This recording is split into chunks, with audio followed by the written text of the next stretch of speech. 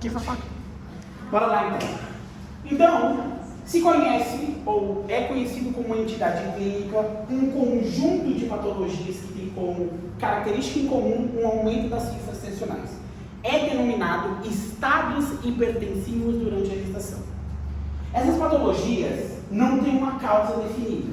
Ou seja, eu não posso falar que a diabetes gestacional, que os estágios hipertensivos da gestação é produzido por causa de um fator de risco ou algo específico. Não tem uma causa bem determinada, só que nós sabemos que ela surge de uma relação em conjunto multifatorial, tanto de fatores de risco como de alterações metabólicas, endometriais, de placentação, ou seja, da invasão trofoblástica e também da resposta do endotélio a essa invasão, que acaba levando que, consequentemente disso, vai levar que aumente a resistência vascular periférica. Aumentando a resistência vascular periférica, a gente diminui o aumento do retorno venoso, aumenta o gasto cardíaco e aumenta a pressão arterial.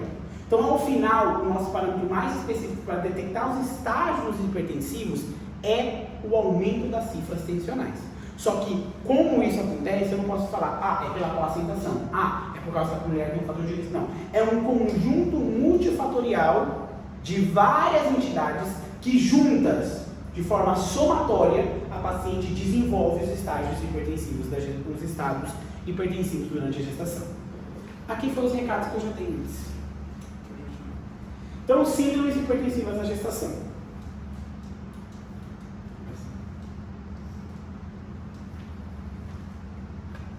Então, é definido como um conjunto de entidades que tem em comum um aumento das cifras tensionais durante o embaraço.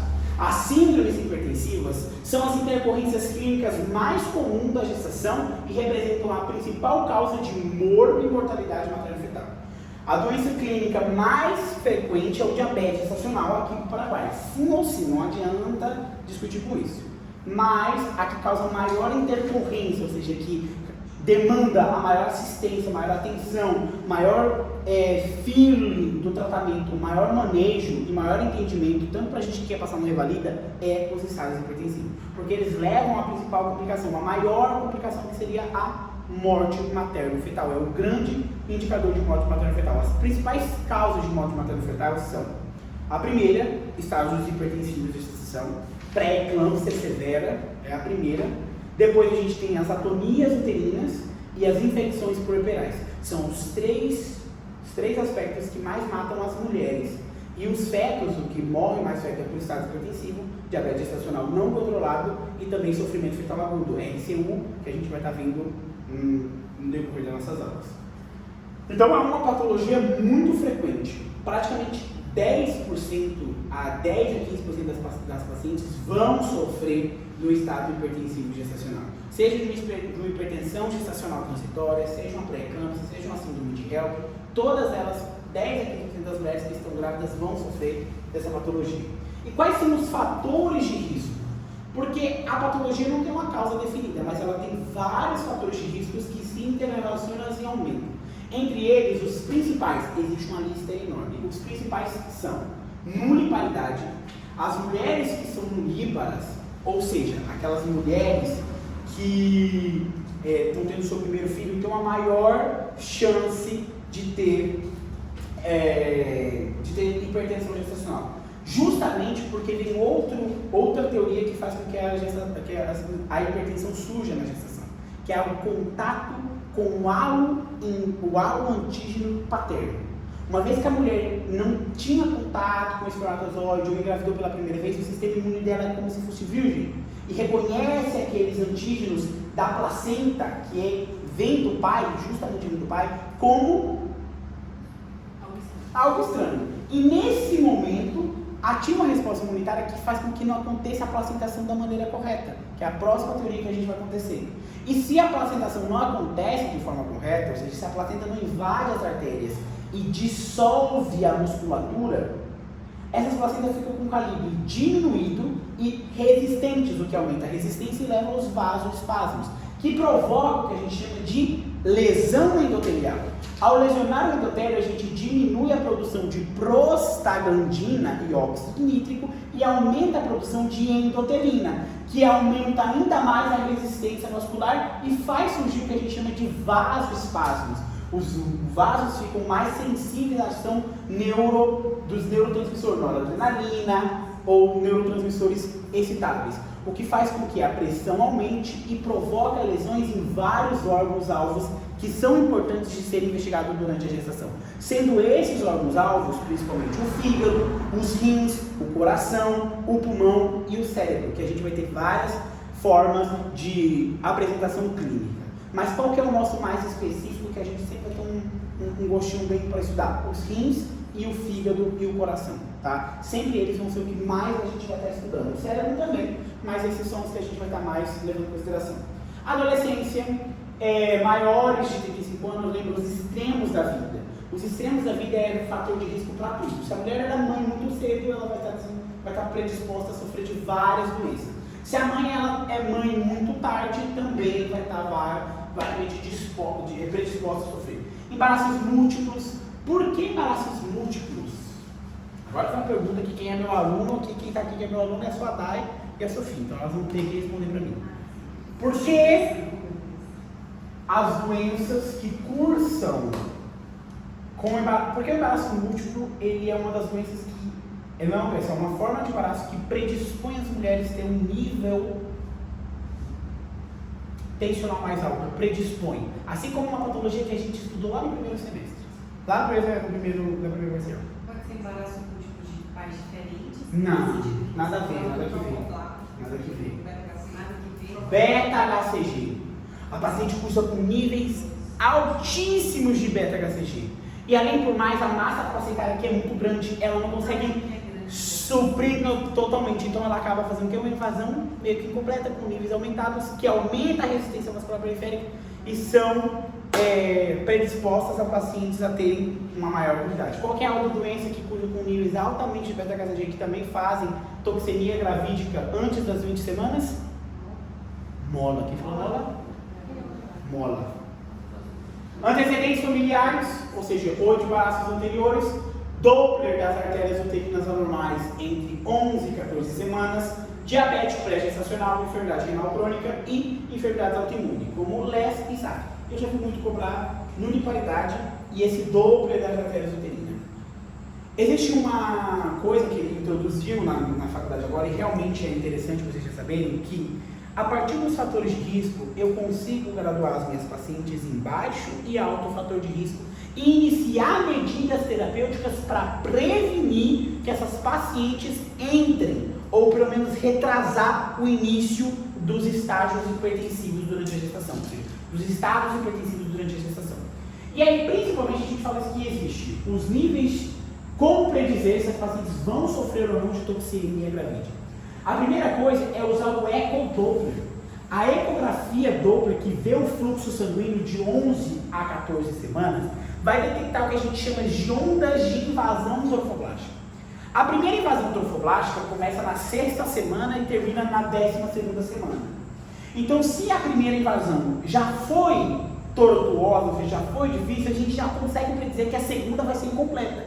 E que nesse momento, quando a gente tinha que ter a formação dos leitos varicosos, assim, dilatados, que aumentariam o fluxo sanguíneo para a placenta, já vai estar diminuído. A gente já começa com medidas terapêuticas, que seria o uso de ácido acetilsalicílico em 125 miligramas por dia, tem um efeito controlado, tem comprovado que, por estudos, que previne ou atrasa o início dos estados hipertensivos. Assim como também o uso de cálcio. Então a gente sabe que a deficiência de cálcio e o uso desses dois vai acontecer. Só que ainda o que vem agora, o que me deixa magnificado é o seguinte, que além do ecodoppler, se a paciente tiver fatores de risco sobreagregados, a gente pode dividir nos fatores de risco de alto risco e os fatores de risco de baixo risco. Então, se a paciente... Eu não coloquei esse... Então, se a paciente for definida como alto risco, quando ela tem uma história já de pré-eclâmpsia, quando ela já era portadora de hipertensão crônica, quando ela já tem diabetes tipo 1 do tipo 2, quando a paciente tem doenças autoimunes, tem gestação múltipla e doença trombótica gestacional. Sempre que as pacientes já tiverem isso, independente se ela tem ecodoppler ou não alterado, a gente já inicia de 14 a 16 semanas, grave essa data, iniciar a situação salicílica de 14 a 16 semanas. Depois disso, não adianta, porque a gente tem que entender assim, o ácido acetilsalicílico ele vai agir lá na gênese e vai fazer com que o endotélio não sofra disfunção endotelial. E aí a gente atrasa a formação. Se a gente já começa a 20 semanas, já aconteceu, já lesionou, já começou o estado de desordem e de lesão endotelial. Então vocês têm que saber que é nessa franja etária. Por isso que o ecodoppler é feito de 11 a 14 semanas para detectar alteração e começar antes o ácido acetilsalicílico. Por que eu só estou falando do ácido acetilsalicílico? Porque somente ele tem comprovação científica. O cálcio foi visto que em mulheres em regiões onde não tem nível, ou seja, onde elas não conseguem, através de dieta, manter, ou seja, consumir o nutricional, o recomendado de cálcio, elas desenvolviam pré-eclâmpsia. Então entra com cálcio também para todas as pacientes, mas é como mais uma forma de placebo, não com evidência científica. A evidência científica mesmo é o ácido acetilsalicílico, mas dá tanto o ácido acetilsalicílico quanto o cálcio. Dá 2 gramas de cálcio e dá 125 a 300 miligramas de ácido acetilsalicílico. O ácido acetilsalicílico é recomendado até 34 semanas. Por quê? Porque o ácido acetilsalicílico ele é antiplaquetário. Então, uma vez que a paciente, a partir de 34 semanas, ela pode entrar em trabalho de parto a qualquer momento, se interrompe 7 dias antes, e aí se interrompe 34 semanas para evitar que a paciente debute com o trabalho de parto, está antiagregada, e aí acaba levando um processo de hemorragia. A aspirina é de 11 a 14? Você tem que iniciar de 14 a 16. Depois de 16 semanas, não tem mais a necessidade de iniciar. Porque, infelizmente, a partir daí, a gente não está fazendo um tratamento profilático, que seria a profilaxia. Como evitar que esses estados hipertensivos surjam? Por isso que tudo que eu falei aqui, para você detectar. Então, como você vai detectar? Além dos fatores de risco, que a gente já viu lá, que se aquela paciente tem aqueles fatores de risco alto, um fator de risco alto já começa. E 2 fatores de risco moderados já é indicativo também de se começar o uso de ácido acetilsalicílico. E outra é a questão do ecodoppler alterado. Se o ecodoppler alterado, ele sozinho já é uma indicação de começar. A estatina, que seria a atorvastatina, o uso dela em 40 mg de 40 a 80 também está indicado, só que é meio controverso ainda e está em estudo. Então não é algo que ele vai cobrar. Isso aqui é que eu peguei do Brasil e eu quis fazer um slide novo. Eu só deixei que está em estudo, mas algo para vocês têm que saber até quando vai, e o cálcio se dão para todas as pacientes que têm um risco. Ok? Aí não sei se vocês começam a ver aqui, então tá vendo? Ó. Isso aqui, cancela. Então vocês têm lá fatores de risco materno, mais marcador biofísico, que seria o Doppler das artérias uterinas, que seria o Doppler das artérias. Porque as artérias uterinas, quanto mais existe o que a gente chama de PIF, a resistência que a veia que tem do fluxo sanguíneo.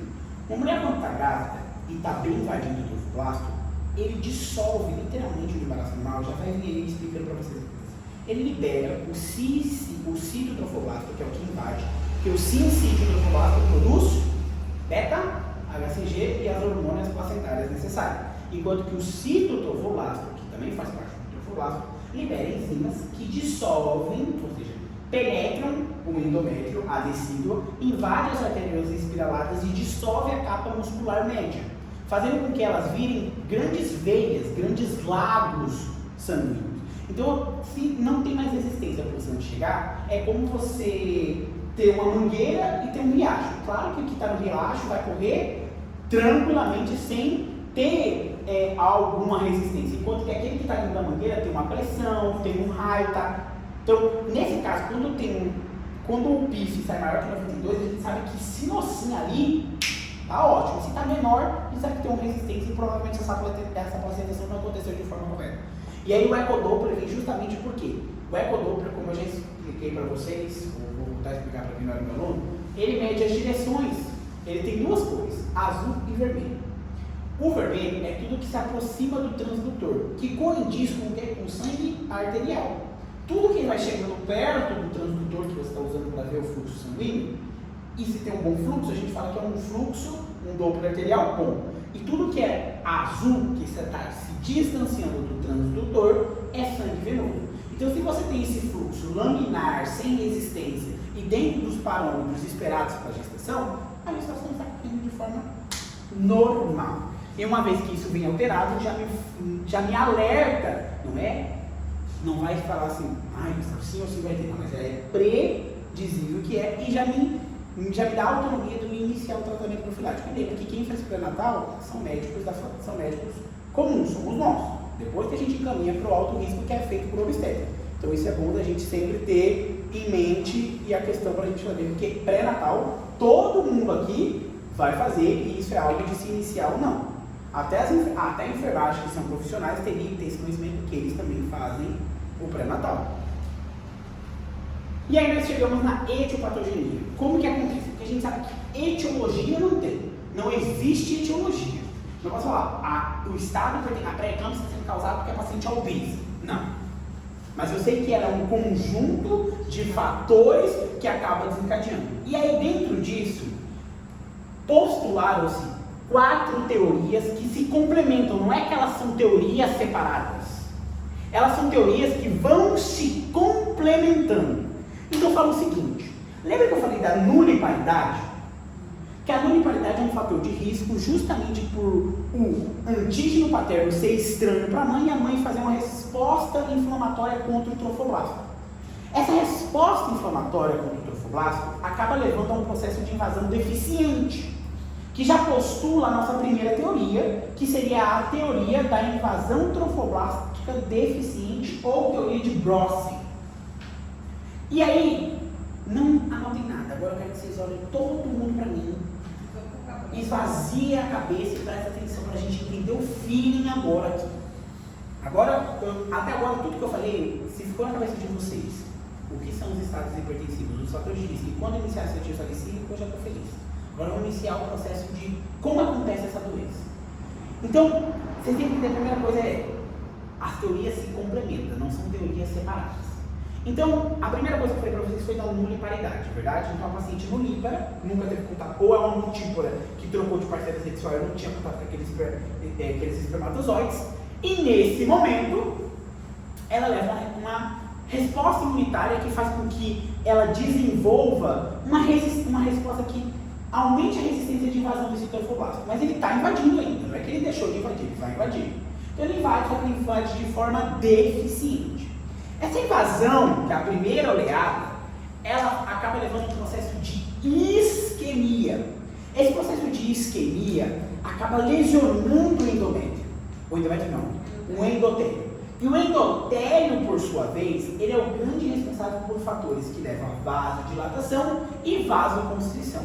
No caso dos estágios hipertensivos, que está acontecendo, o endométrio vai diminuir a concentração de prostaciclina e óxido nítrico, que são responsáveis, e vai aumentar o índice de fatores vasoconstritores, como tromboxano e também a endotelina. Como esse endométrio foi lesado, ele também inicia um processo que a gente chama da coagulação sanguínea. Então ele começa a liberar fatores que ativam as plaquetas, que as plaquetas ativam, então a paciente pode entrar num CIVD.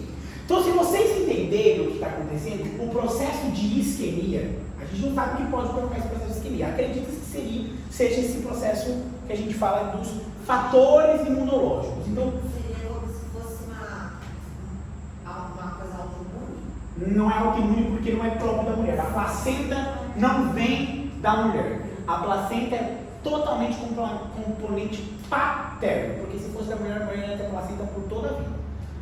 Quem dá origem à placenta, a não ser que vocês lembrarem da gênese da doença trofoblástica, é o espermatozoide. Por isso que quando o espermatozoide fecunda o óvulo vazio, a gente tem muito tecido placentário que é conhecido como doença trofoblástica gestacional. Quem dá o trofoblasto é o pai. Então a gente sabe que o processo de isquemia, que a gente não sabe como acontece, ele dá início a um processo que seria, só no processo de isquemia, temos consequentemente uma placentação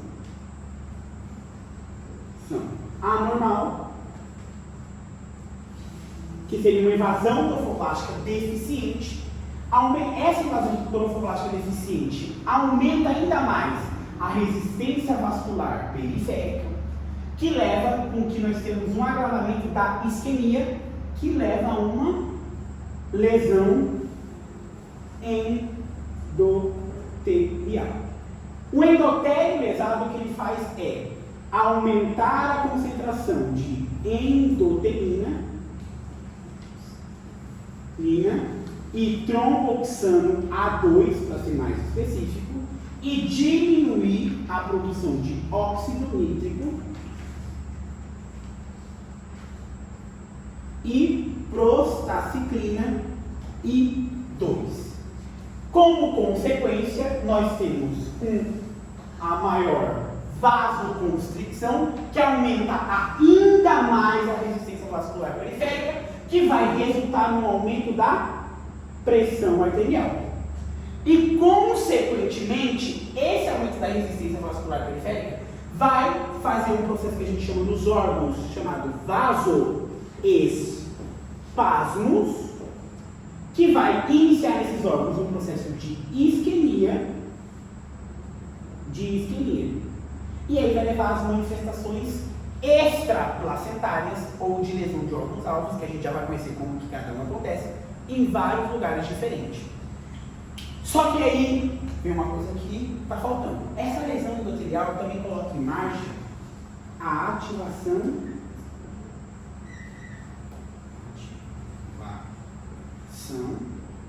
das plaquetas.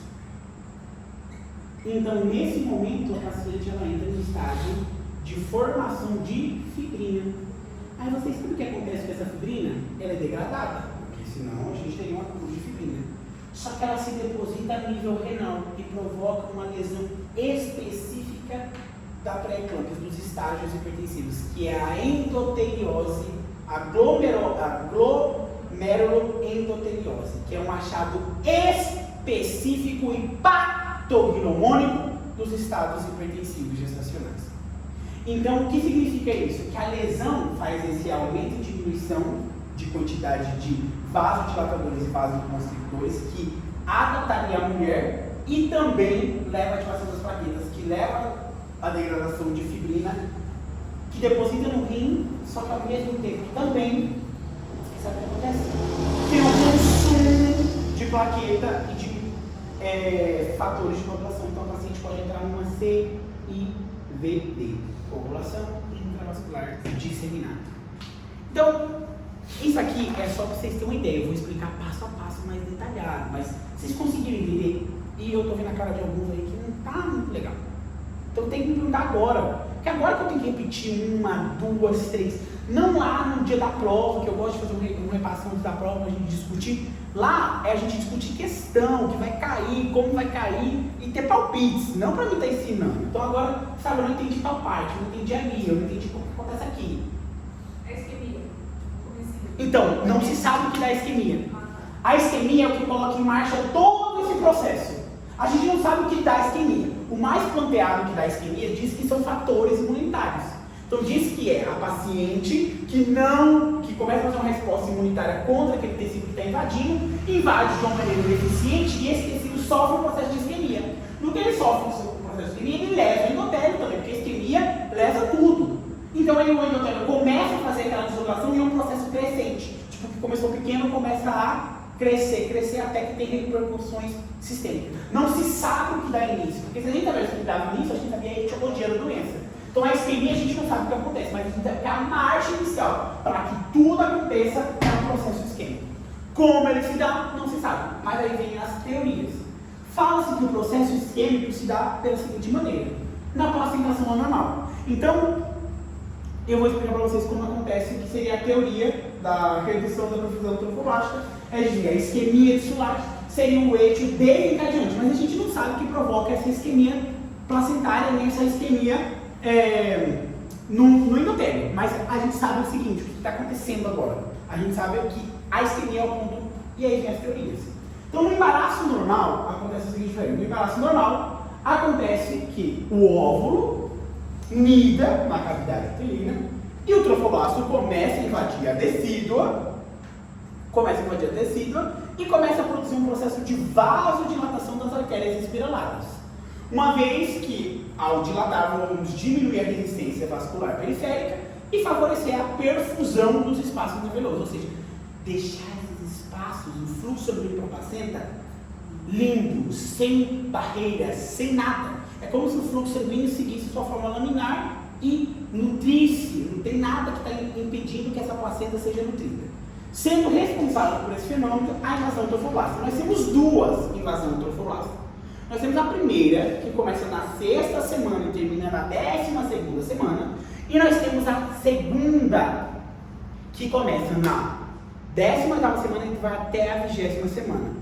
Então, qual que é importante para os estados hipertensivos gestacionais? A segunda oleada. Aquela oleada que começa da 18 e vai até a 20ª semana.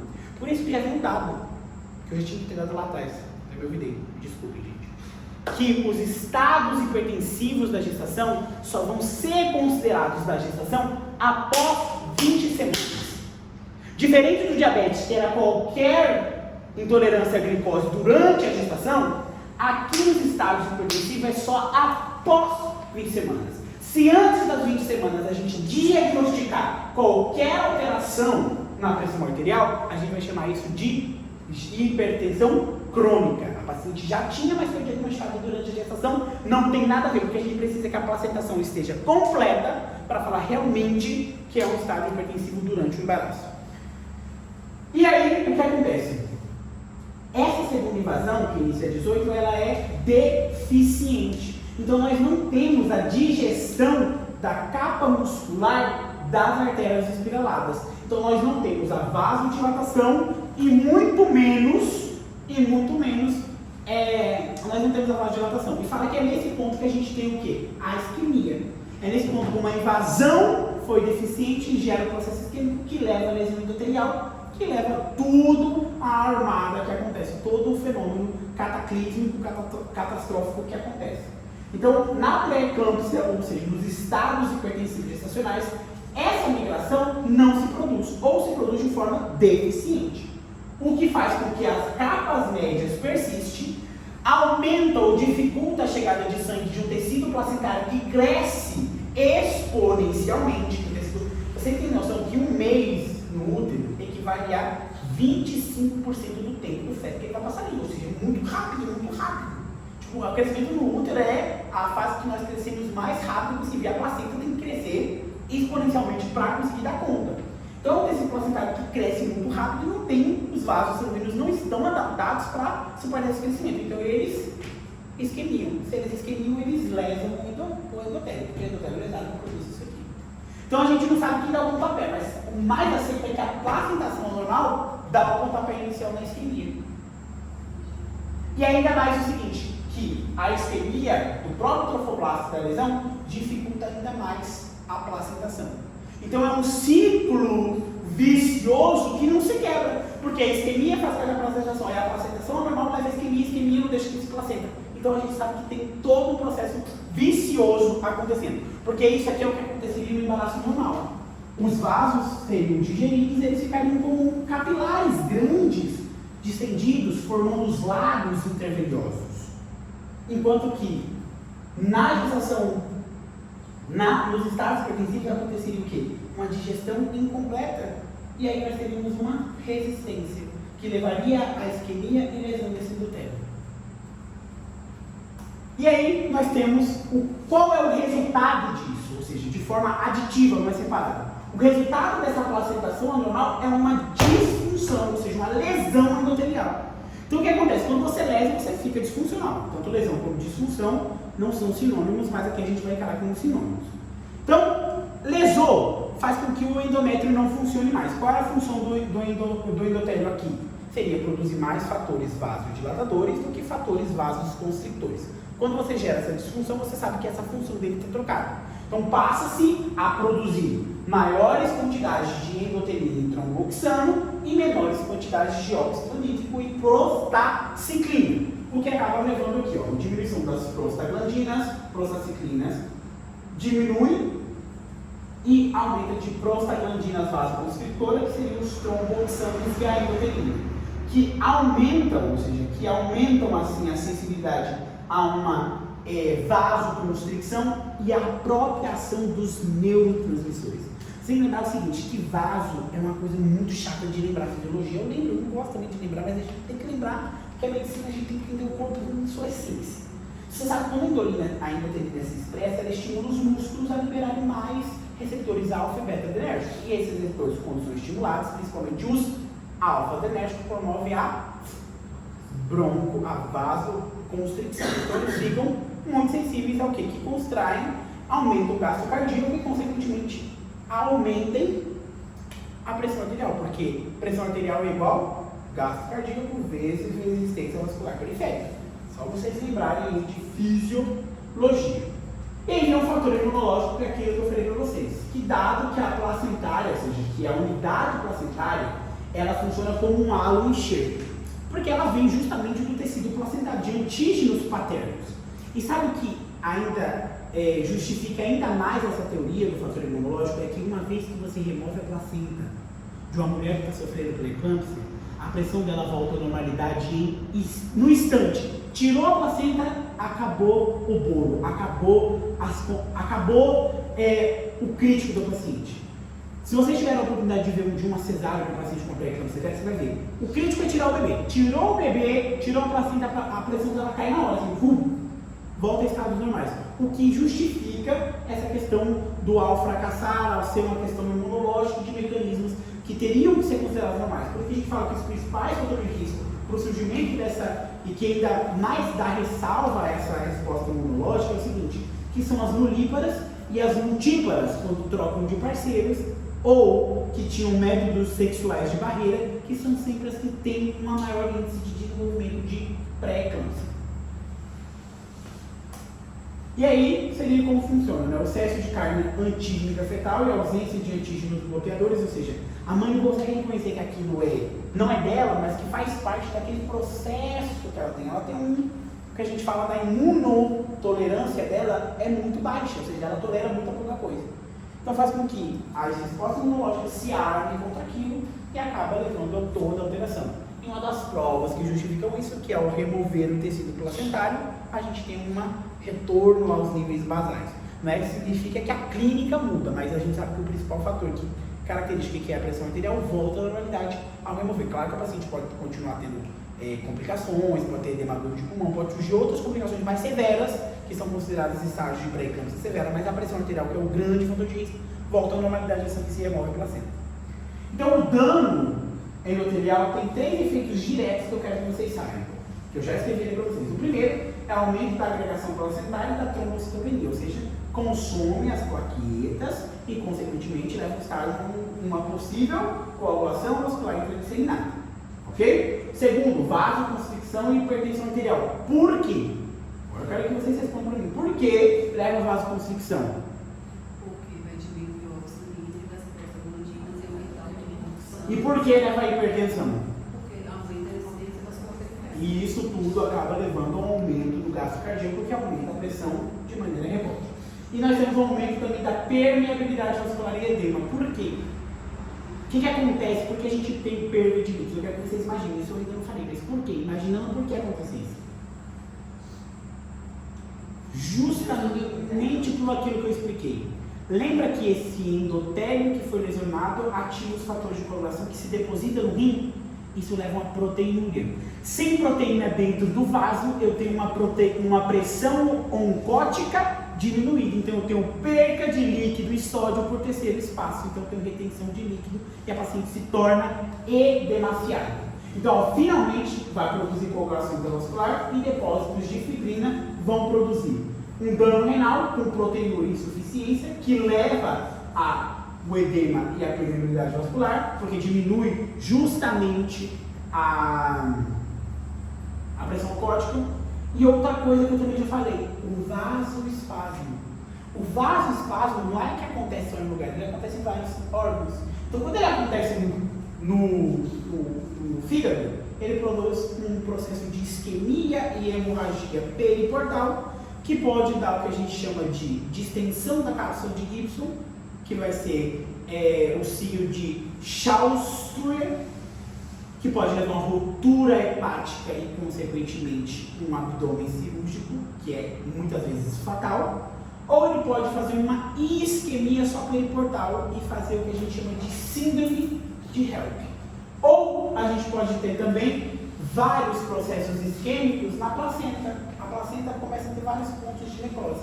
Se a placenta está necrosada, o que não passa para o feto? Não passa nada para o feto. Não passa oxigênio, não passa glicose, não passa proteína, não passa nada. Então o feto não vai crescer. Então a consequência disso vai ser uma restrição do crescimento intrauterino. O paciente vai ficar pequenininho. Não, mas ele não tem condições, não desenvolve e acaba não estando apto para o nascimento. Então, eu adoro essas imagens, porque isso aqui corre tudo que a gente tem que saber.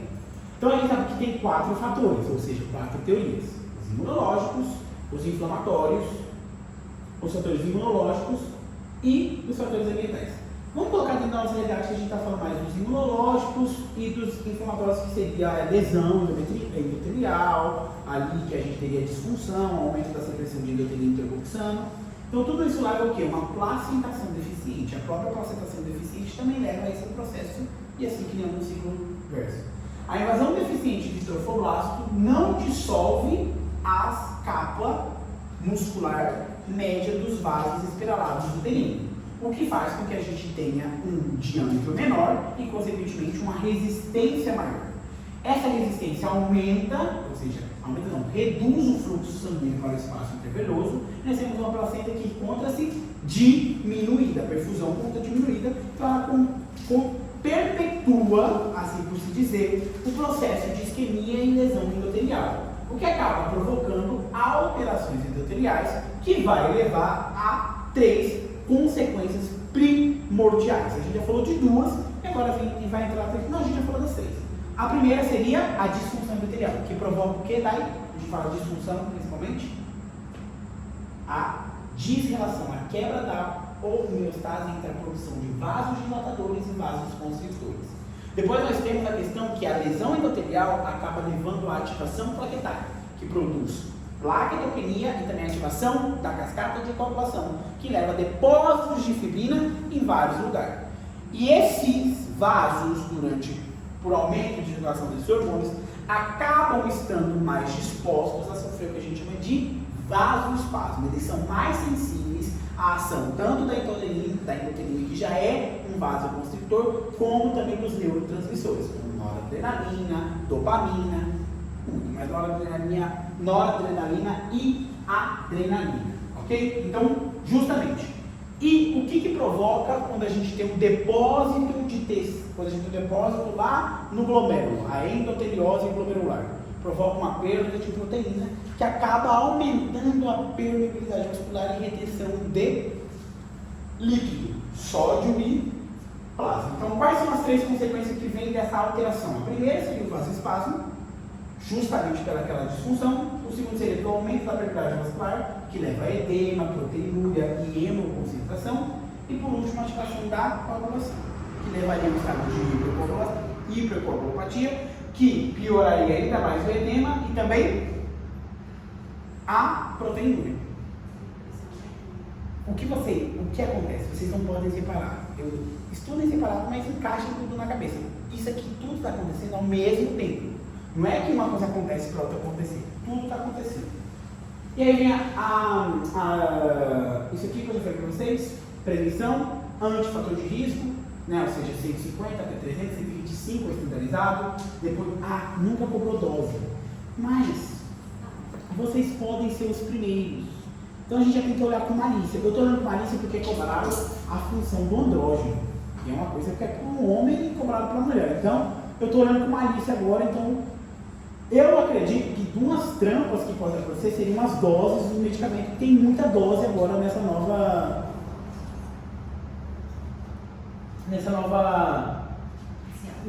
parcial, tem muita dose. Não é algo de vocês terem na mente. Então, ácido acetilsalicílico, heparina de baixo peso molecular não demonstrou efetividade, porque tentava justamente parar a coagulação intravascular disseminada, mas não mostrou que adiantava o retrasado. E nós temos as estatinas, que têm efeitos prometedores, mas faltam estudos e realmente não entram dentro do que a gente quer saber. É fator de risco e para você iniciar essas medidas, fator de risco e os fatores de risco é alto e moderado. Mas qual que era o outro parâmetro que eu já podia começar a fazer isso? O Eco Doppler de quantas semanas? 11 a 14. Isso que eu gosto de escutar. Hoje eu ainda vou dar coloquei 2 vezes ainda, ó. Depois coloquei lá e coloquei aqui, para não falar que não tem. 3 vezes?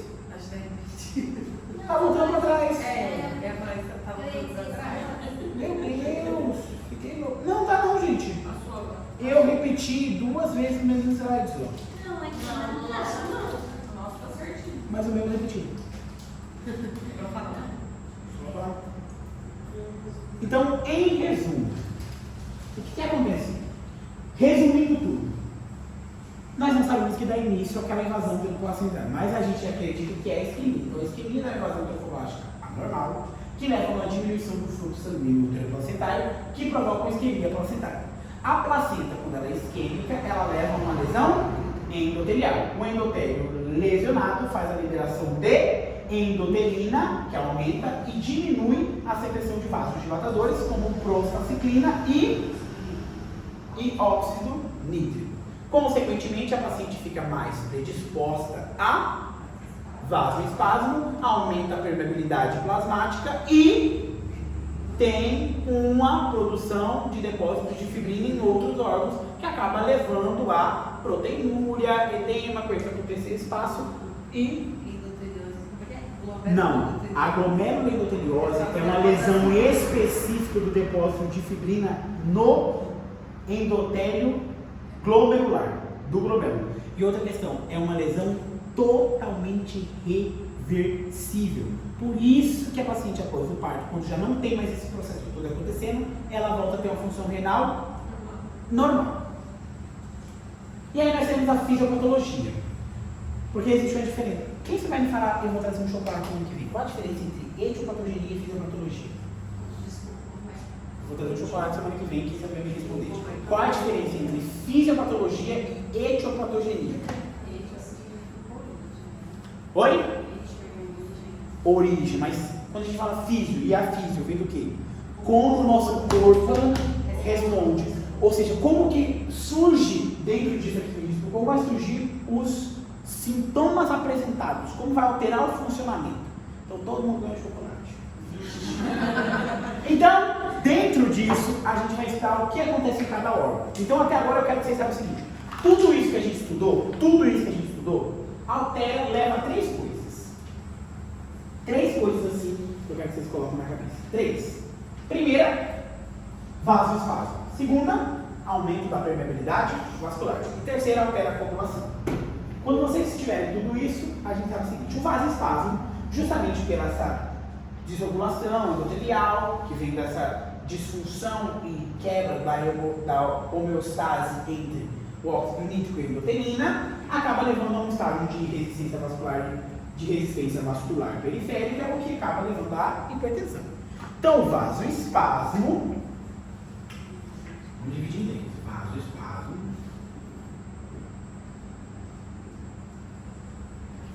Aí nós temos a permeabilidade,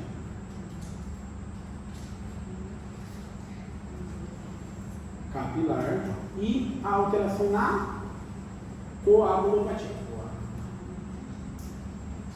Então, essas são as 3 consequências daquela etiopatogenia que a gente já viu até agora. Vamos falar sobre cada um deles. Vamos ver com qual eu comecei aqui. Comecei com esse aqui.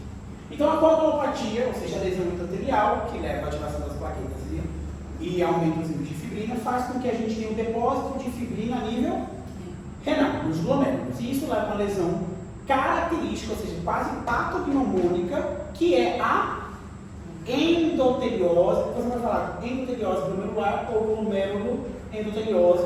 Não, a ordem dos fatores não altera o resultado. E aí, nesse sentido, essa glomerulonendoteliose vai levar a uma proteinúria marcada. Então aqui a gente vai falar o seguinte, que a coagulopatia leva a depósito de fibrina,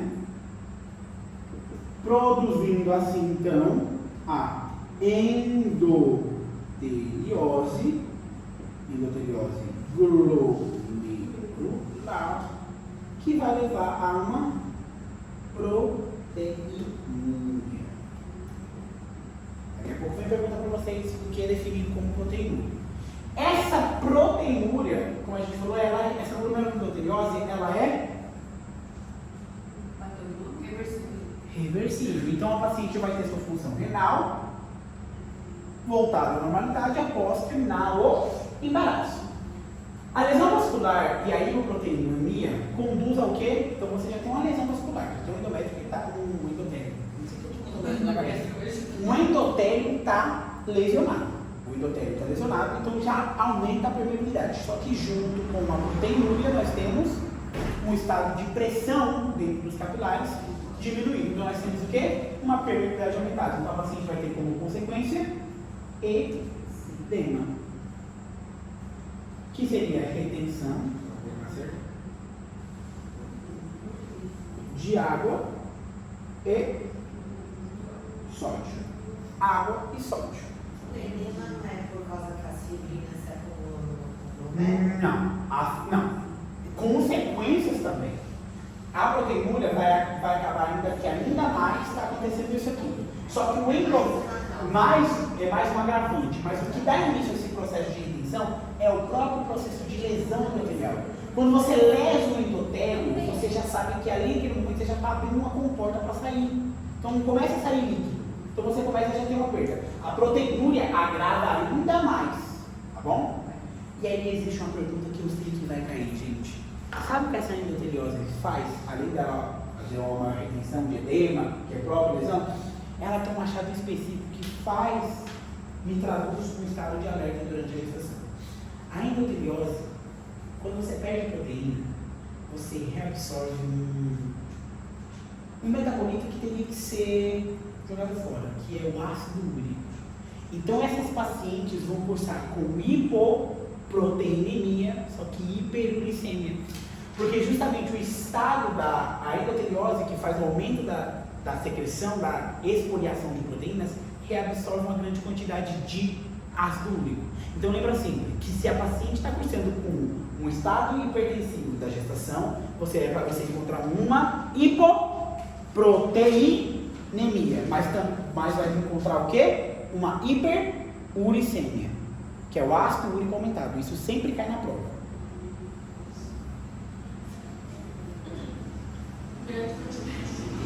A paciente elimina grande quantidade de proteína, então ela vai cursar com uma hipoproteinemia, ou seja, a proteína no sangue vai estar baixa, mas vai cursar com outro metabolito que vai estar alto, que é o ácido úrico, então ela vai ter uma hiperuricemia.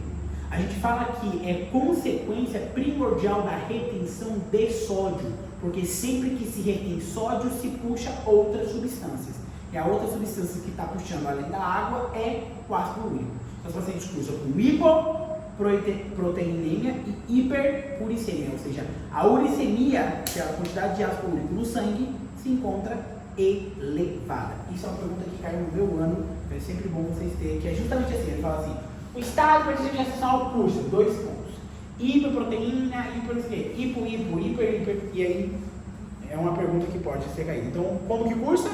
Hipo e hiperuricemia. Pronto. Nossa, assim. Não, hiperproteinúria. É hiperproteinúria. Se for hiperproteinúria, é no xixi. Aí é hiper. Agora, se for hiperglicêmico, é sêmico. Se tiver a palavra sêmico, é sangue. Então, se for, vai ter que ser hipoproteinêmico, ou seja, sangue. Aí, e é hiperproteinúrico, é perca de xixi, proteína. Aí não vai se confundir com isso, ele não vai colocar, ele vai colocar hipoproteinêmico e hiperuricemia. E aí, vem aqui. A pré-eclâmpsia e o vasoespasmo levam às outras complicações.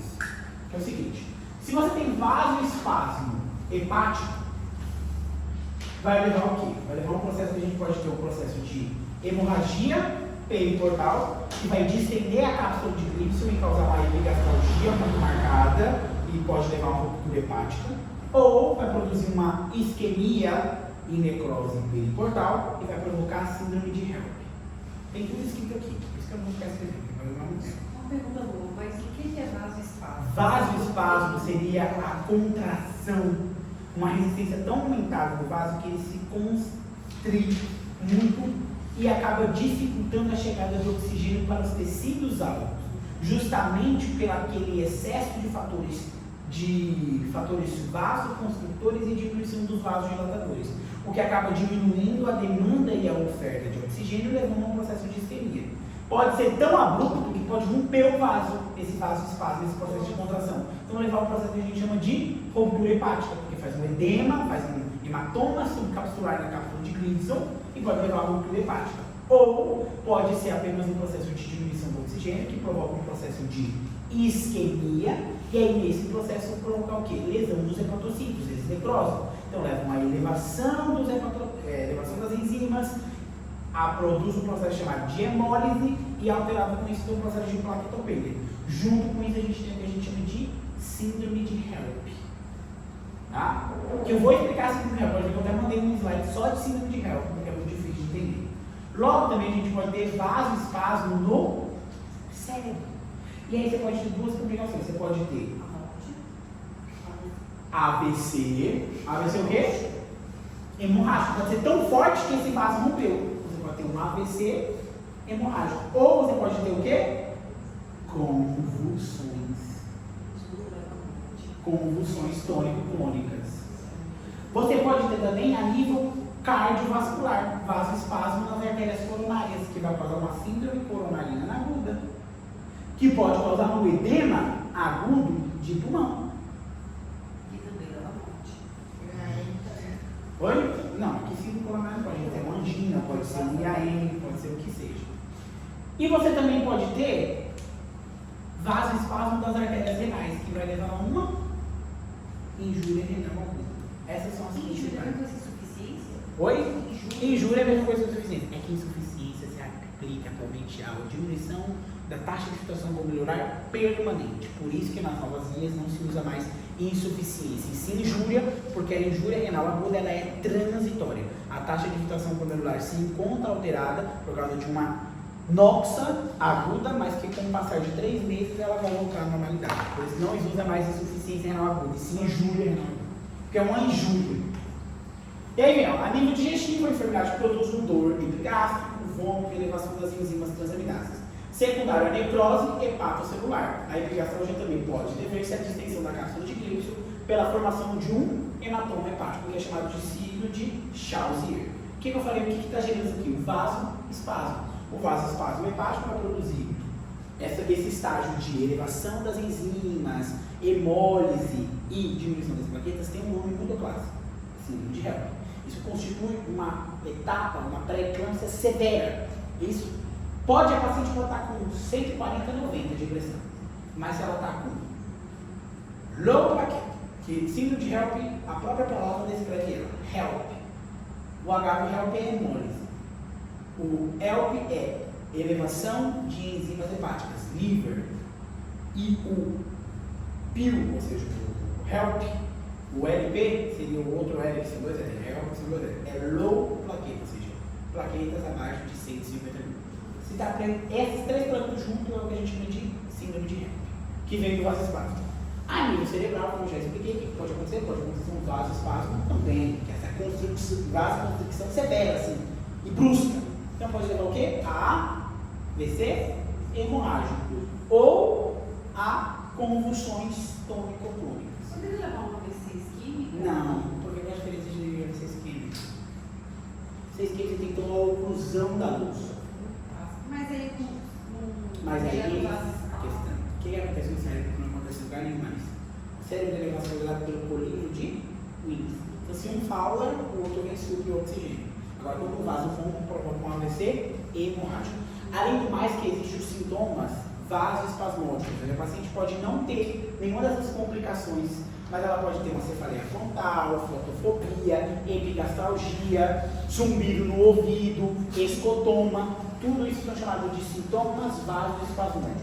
Significa que a paciente está tendo vasoespasmo, mas não é o suficiente para provocar uma entidade sozinha ainda. Mas ela já é um aviso, já é uma eminência, a gente chama de eminências de eclâmpsia. Ou seja, o corpo está avisando que está alto, que o bagulho está tenso e que a qualquer momento o pau vai torar. O pau vai torar. E aí, nós temos aquilo que acontece, o que a gente já explicou. Então, nós temos uma lesão, então aqui só vai aumentando. Começando um lado grande, vai ficando cada vez mais pequenininho. Então, a gente sabe que tudo aquilo aconteceu em patologia, entendemos a fisiopatologia, e agora nós falamos o seguinte, que a lesão anterior e a vasoconstricção pode levar a alterações sistêmicas. Se acontece a nível renal, a gente tem uma diminuição da taxa de filtração glomerular, aumento do ácido úrico e endoteliose, que leva a proteinúria. Pronto. Aticamos aqui. Agora, se for a nível hepático, a gente tem o quê? Nós temos a necrose ou a ruptura do vaso, que pode levar a aumento das bilirrubinas, formação de uma automação capsular e até a ruptura hepática, que seria o mais grave, que tem uma mortalidade altamente alta. Altamente alta já é totalmente redundante.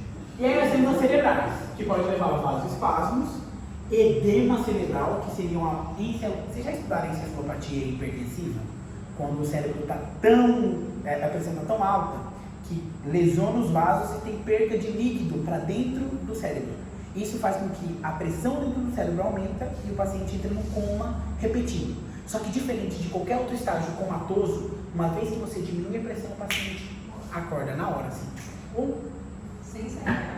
sem sequelas, sem nada. Não, pode ter algumas sequelas, mas é tipo assim, é porque fala sem sequelas, mas pode ter um AVC como sequela, ele pode ter algum artefato, pode vir. Mas ele recobra a consciência de uma maneira que nenhum outro estágio que diminua a consciência do paciente faz com que ele volte. Tipo assim, se você quer diferenciar que aquele coma é de causa metabólica ou hipertensiva, a metabólica, por mais que você trate uma acidose metabólica, por exemplo, que causa também coma, o paciente demora um tempo ainda a voltar, ele fica comatoso. O paciente hipertensivo não. A encefalopatía hipertensiva, quando você diminui a pressão do paciente, ele volta a ficar lúcido. Ele pode estar desorientado, mas lúcido e vigil ele vai estar. E aí nós temos as alterações hematológicas. Isso justamente eu nem preciso mais explicar isso para vocês. Lesão ativa plaquetas, as plaquetas ativam o setor de coagulação, então a ativação de plaquetas, a FUR leva a plaquetopenia, a ativação de fatores de coagulação leva a coagulação intravascular disseminada. E o processo de hemólise seria mais um processo mesmo por causa da pressão do sangue. É tão forte que ele rompe a célula sanguínea. E o útero placentário, o que seria? A placenta necrosaria, ficaria uma placenta insuficiente, então o feto que sofreria. Então o feto sofreria restrição do crescimento, sofrimento fetal agudo, óbito fetal e até mesmo qual era a principal causa de descolamento prematuro de membrana, de placenta. E justamente uma das causas da alteração é o descolamento. Porque você não sabia de cor. E daqui uns dias eu entro na frente de todo mundo, que não era meus alunos, mas eu repasso só para me dar intimidade. Me dá dinheiro, mas não me dá intimidade. Então até agora, nós já estudamos, já estudei sintomas, já sei o que acontece, já sei. Agora vamos classificar, porque eu falei estados hipertensivos da gestação. Ou seja, não existe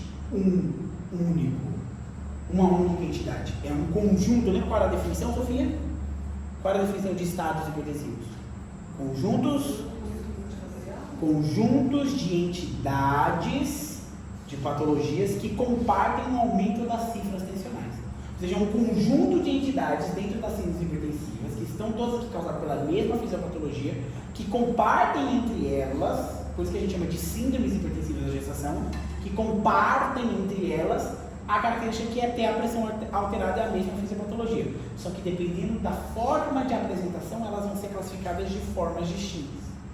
Então, para a gente classificar assim de maneira rápida, sencilla e sem muito estresse. Não que a gente aprende com cortisol lá em cima. Né? Isso é very, very, very.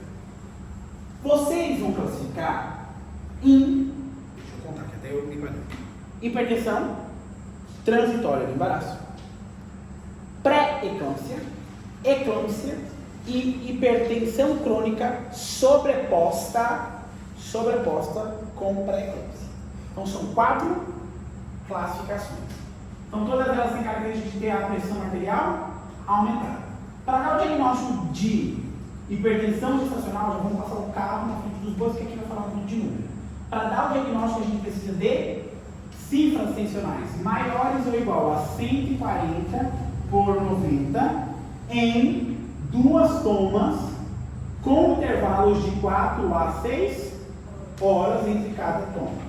Ou uma pressão arterial diastólica maior ou igual a 110 milímetros de mercúrio. Em uma única oportunidade. E a partir daí, vocês vão classificar. Então pode ser hipertensão gestacional ou hipertensão transitória do embaraço, pode ser pré-eclâmpsia, pode ser eclâmpsia. Eu vou dar um intervalo já. Quando a gente terminar a apresentação, vou dar uns 5 minutinhos para vocês. Que aí vem a marretada. Vocês estão achando que foi a marretada ainda, gente? A marretada vem aí, que é o tratamento. Isso aqui não é marretada ainda, não. Pré-eclâmpsia, está faltando um N em algum lugar. É aqui. E por último, a gente pode ter hipertensão arterial crônica com pré-eclâmpsia sobreposta. Então, você define um estado hipertensivo do embaraço, aquele diagnosticado após isso aí, como você disse, agora 20 semanas, com cifras tensionais maior que por 92 tomas de 4 a 6, ou uma pressão arterial diastólica maior que em uma única oportunidade. E vocês vão classificar o seguinte: se a paciente só cursa com aumento das cifras tensionais, sem proteinúria e sem sinais de alarme ou de lesão de órgãos-alvo, a gente vai chamar isso de hipertensão gestacional. Se a paciente cursar com, presta atenção, que vocês errar isso, eu digo por Deus, a ameaça está feita para todos. Eu vou bater em todos. Aumento das cifras tensionais. Só estou classificando ainda. Com proteinúria maior que 300 miligramas. Proteinúria. Ou, não é I, lesão de órgão-alvo, ou sintomas vasoespasmódicos,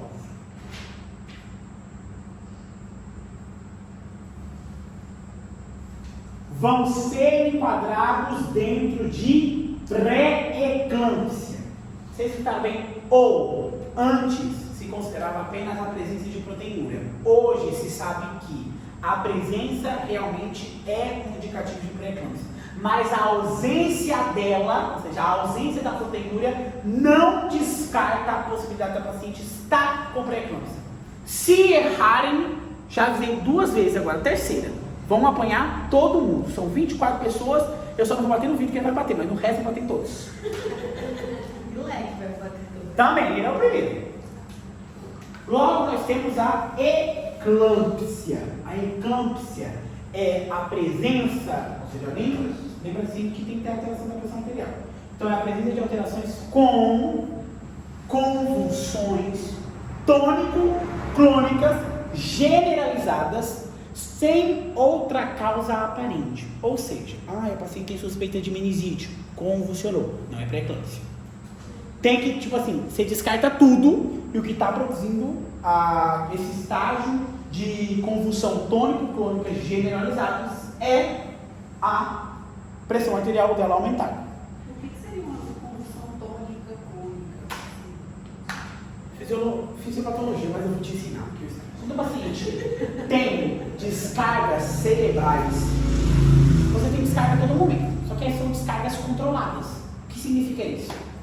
Que quando você inicia, ele segue uma rua metabólica, tipo assim, descende e acaba nas suas terminações.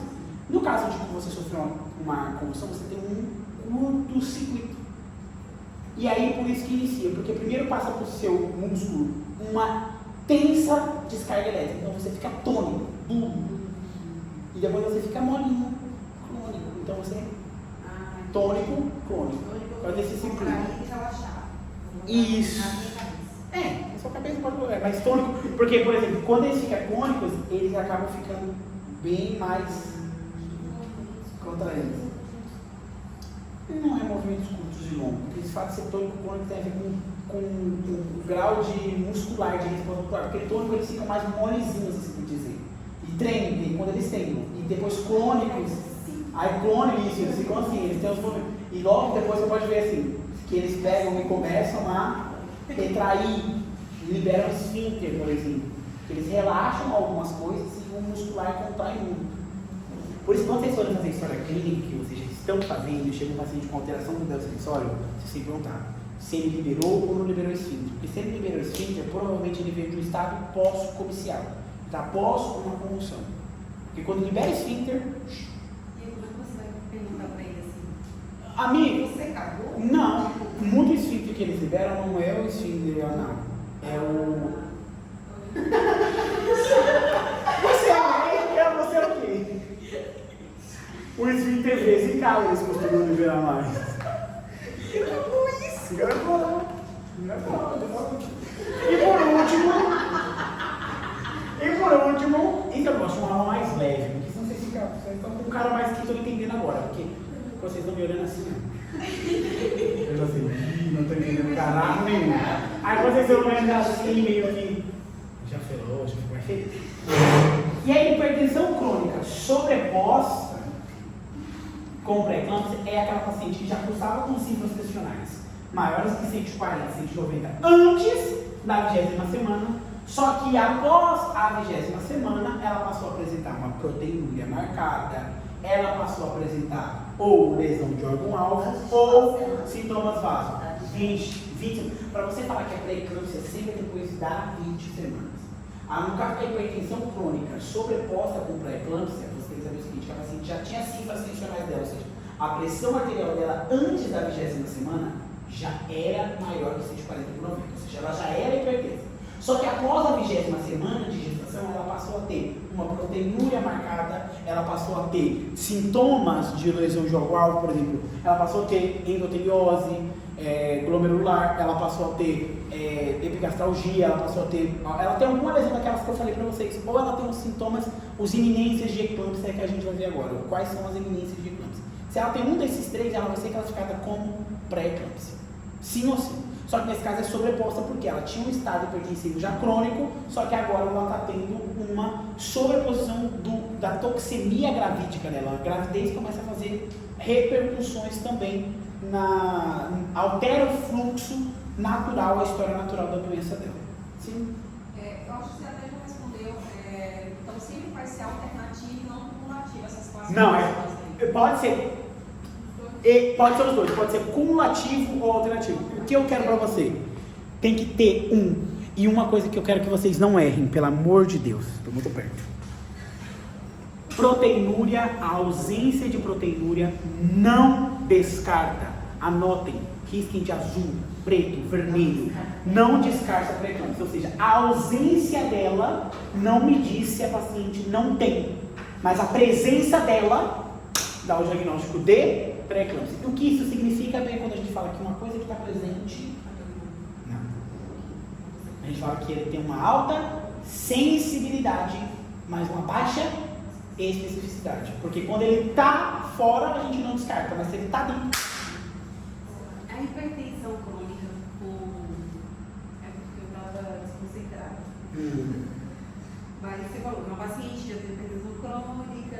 É aquela paciente que já cursa com cifras tensionais antes de 20 semanas, hoje já alterado. Só que após 20 semanas ela começa a apresentar proteinúria ou lesão de órgão-alvo ou sintomas vasoespasmódicos.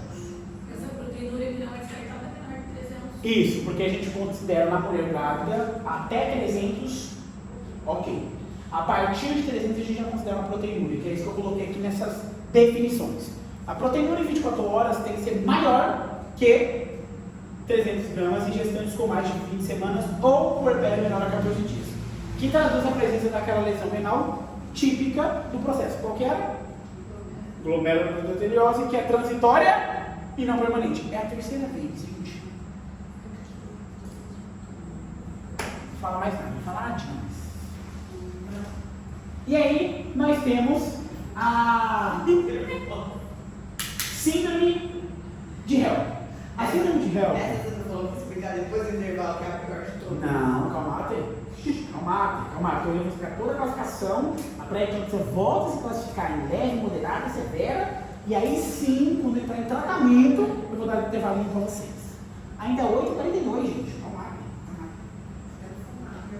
A síndrome de HELP, ela é uma associação de hemólise, elevação de enzimas hepáticas e plaquetopenia.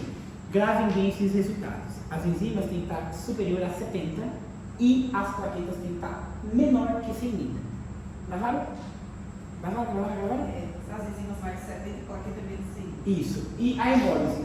E qual é o parâmetro laboratorial que eu posso investigar uma hemólise? Bilirrubina? Como é que é? Qual Fora. plaqueta menos de 100 mil? Vai. Quando eu quero estudar hemólise? Hemólise. Uma maneira laboratorial de predizer que a paciente tem hemólise. E bilirrubina, assim, qual delas? Direto. Tá, qual é a outra? Mais específico que a bilirrubina, porque a bilirrubina indireta pode aumentar com a síndrome de Naegeli, tem várias outras causas. A presença de uma enzima chamada enzima LDH. A lactato desidrogenado está rico dentro dos eritrocitos. Tá vendo? Barata? O quê? É só um bichinho que vai voar no cabelo dela, não vai dar nada demais não. E aí, a LDH lactato desidrogenado e também lactato desidrogenado.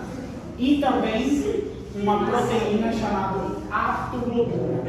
A aptoglobina, ela vai lá e sequestra o ferro. Então, quando ela sequestra o ferro, ela meio que fica invisível. Então, a aptoglobina baixa, bilirrubina e LDH aumentado, traduzem um estado de hemólise. Aptoglobina. O lactato desidrogenado vai estar aumentado. A hemoglobina. Nossa, gente, esse meu E vocês estão vendo, não sei se vocês perceberam, tudo isso aqui vocês já viram. Tudo. Não é nada novo, aqui a gente só está juntando tudo.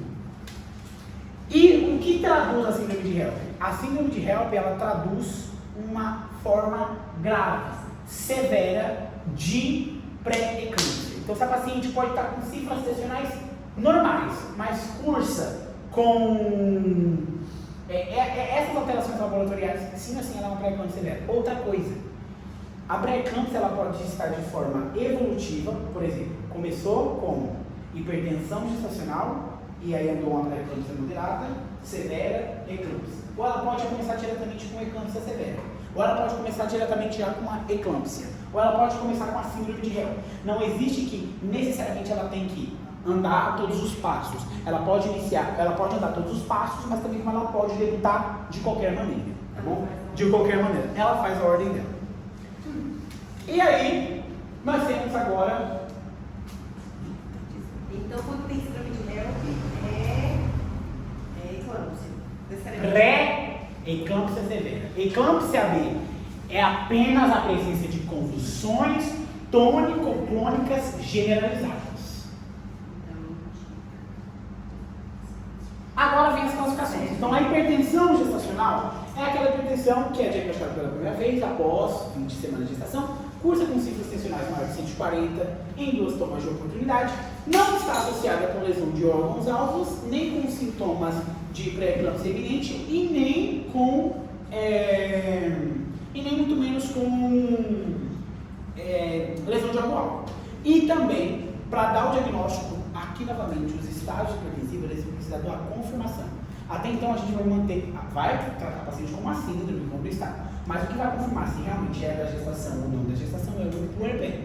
Se 12 semanas após o puerpério, pós o parto, a paciente voltar voltar às cifras normais, a gente fecha o diagnóstico. Ela teve uma pré-eclâmpsia, ela teve um estado hipertensivo. O que vai dar o diagnóstico assim? Tipo, ela teve uma hipertensão gestacional. Não, ela teve uma hipertensão gestacional crônica sobreposta. Porque às vezes ela vai lá todos os dias e tinha pressão normal, mas no final ela não tem ciclo gestacional aumentada. Então ela já é hipertensa, só que não é diagnosticada. Tá bom? Lembra que essas patologias que estão intercorrentes clínicas sempre vão ter a confirmação direta, ou seja, aquela confirmação específica, somente no puerpério, somente após 12 semanas, que é quando o corpo da mulher volta à normalidade. Depois nós temos a eclâmpsia. A eclâmpsia, por sua vez, de maneira mais simples, é hipertensão mais proteinúria. Só que a ausência de proteinúria não exclui. Por isso que a gente não fala isso, eu não gosto dessa hipertensão mais proteinúria. Fala que é hipertensão mais proteinúria ou lesão de órgão-alvo ou... Exato. E aí quais são esses lesões? Trombocitopenia, que me fala da disfunção endotelial marcada, disfunção hepática, falha renal aguda ou edema agudo de pulmão, alterações cerebrais ou visuais. Estão entendendo? Por exemplo, você chega, estou com epigastralgia, estou com cefaleia, estou com escotoma. Tudo isso que eu estou falando para vocês são sintomas vasoespasmódicos. A partir desse momento, quando a paciente tem essa sintomatologia e é hipertensa, é pré-eclâmpsia. E aí, tem uma coisa que me dói no coração, tem que ensinar uma coisa errada para vocês, mas é o que cai na prova. Mas me dói o coração. A pré-eclâmpsia, ela era, lá na época do Dimitrópolis, quando ele estudou, era classificado como leve ou moderada e severa. E levava em consideração a quantidade de proteinúria, ou seja, quanto em 24 horas o paciente eliminava na urina proteína. E falava que era leve ou moderada aquela paciente que eliminava mais de 300 miligramas e menos que 1 grama. Então, a paciente tem mais que 300, que é quando passa a ser considerado, mas é menor que 1 grama, menor que 2 gramas, perdão, menor que 2 gramas, a gente falava o seguinte: essa tem leve ou moderada. Agora, quando era considerado grave ou severa, era quando ela tinha uma proteinúria maior de 2 gramas, mas isso era lá nos primórdios. E aí, para complementar isso, ele coloca as cifras tensionais, que ele falava o seguinte: que de 140 a 160 era considerado leve ou moderado, e a partir de 160 é considerado grave. Só que atualmente, na classificação mais recente de 2018, classifica a pré-eclâmpsia com com sintomas vasoespasmódicos ou com sintomas eminência de eclâmpsia, pré-eclâmpsia com eminência de eclâmpsia ou sem eminência de eclâmpsia, que seriam esses sintomas aqui vasoespasmódicos: cefaleia, visão borrosa, ascosfeno, que fica no ouvido, epigastralgia, vômitos e reflexos osteotendinosos exaltados. Se a paciente tem isso, a gente já considera essa pré-eclâmpsia, já é uma pré-eclâmpsia severa. Não precisa puxar contra mim. Se ela está com isso, já está falando que é uma iminência. Já tem assim, ó, ei, eu vou chegar, eu vou convulsionar, olha eu aqui, me ajuda. Entendeu? Não precisa ter uma proteinúria. Às vezes a paciente estava normal, estava com cifras tensionais. O que não tem nada específico, mas vocês, infelizmente, tem que saber os dois. Porque aqui, no próximo slide, justamente, no próximo, que é a classificação atual que eu coloquei para vocês, coloca com ou sem signos de severidade, onde leva em consideração a presença ou não dos sintomas vasoespasmódicos. Ai, que bom. Não, mas esse aqui está no slide deles. Ele explicou das duas formas e disse que tem que saber Das duas formas. Mas, para a vida de vocês, em revalidations, o que vale para a gente é essa forma aqui, com presença ou não. E quais são as presenças de severidade? É a presença de um desses sintomas: vasoespasmose, cefaleia, visão borrosa, ascosfeno, escotoma, dor abdominal, epigastralgia, dificuldade para respirar, com rales. Vocês que estão tendo semiologia, o que é rales na auscultação? Subcrepitantes, que indica edema agudo de pulmão. Sempre que tiver rales, vocês têm que pensar em edema agudo de pulmão. Náuseas e vômitos incoercíveis, a paciente tem que ter assim 10 a 12 vômitos, tem que já estar alterando o estado volêmico da paciente pode ser considerado o aumento dos reflexos, a hiperreflexia e insuficiência. Seja essa insuficiência renal, hepática, cardíaca, cerebral, qualquer insuficiência que surja vai ser colocado como, tá bom? E laboratorialmente a gente tem quem é a síndrome de Helper. Se errarem, gente, eu não sei nem como fazer com vocês. Não sei. Na pré-eclâmpsia, você acha que disfunção hepática, uma falha renal também já é considerado É pré-eclâmpsia? Sim. É considerado pré-eclâmpsia já, porque isso caracteriza como lesão de órgão-alvo.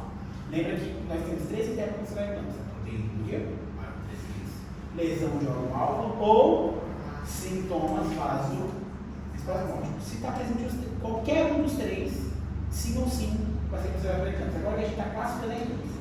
A eclâmpsia pode ser leve ou moderada, que está dentro do mesmo padrão. Na verdade, o que o livro fala, se a gente fosse colocar, não existe pré-eclâmpsia leve. A eclâmpsia já é um estado grave por si só. Aí tem o grave moderado e tem o grave grave.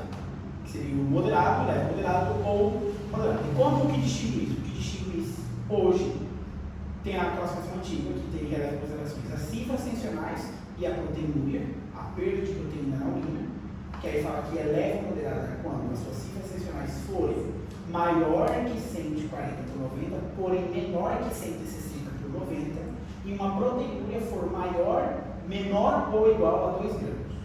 Menor ou igual a 2 gramas. Agora, se a paciente tiver paciente considerado pré-eclâmpsia severa, se a paciente tiver uma cifra tensional superior a 160 por 90 e tiver uma proteinúria maior que 2 gramas, é severo. Ou a presença dos sinais vasoespasmódicos, que é a presença da visão borrosa, os ruídos, os reflexos oxigenosos no estado, tem gasolia, do vômito, água fêmea, escotoma, tudo isso vai ser considerado como severo, tá bom? Tudo isso. E aí nós temos a questão laboratorial, que é a síndrome de Helper. Tá vendo esses resultados aí que estão os números? Vocês já sabem o que vocês têm que fazer com eles, né? Todos. Obrigado. Afinal, já ia ter que matar vocês. Com amor. E o diagnóstico, aí ele recriou para nós. O diagnóstico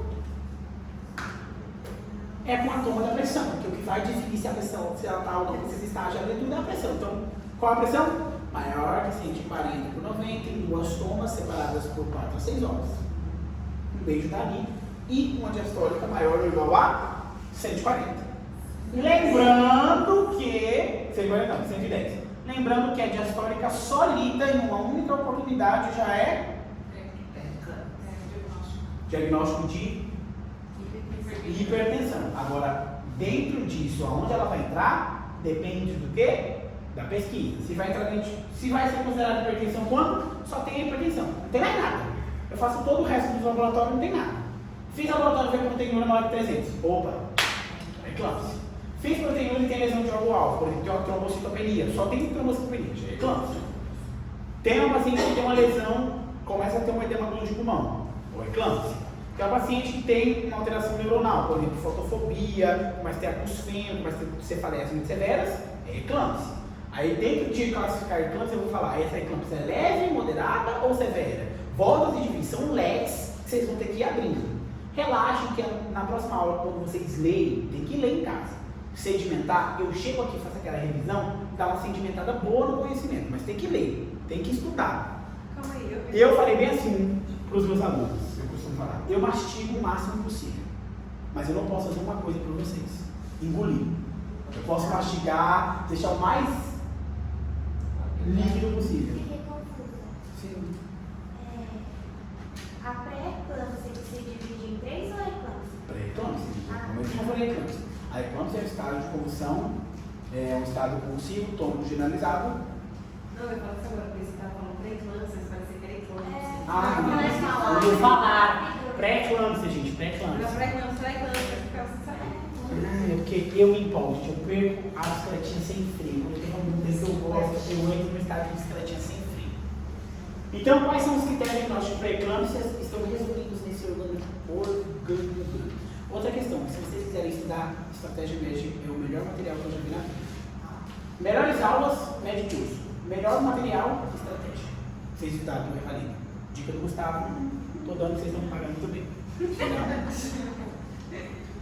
Gente, eu vou ter que... Mas como não dá de apagar os dois, tem que escolher um. Na verdade, eu tenho um drive, gente. Tinha drive, né? Atualmente eu tenho baixado as apostilas. Porque eu baixei tudo antes de cair, que a polícia, vocês acreditam que a Polícia Federal boicotou os drives.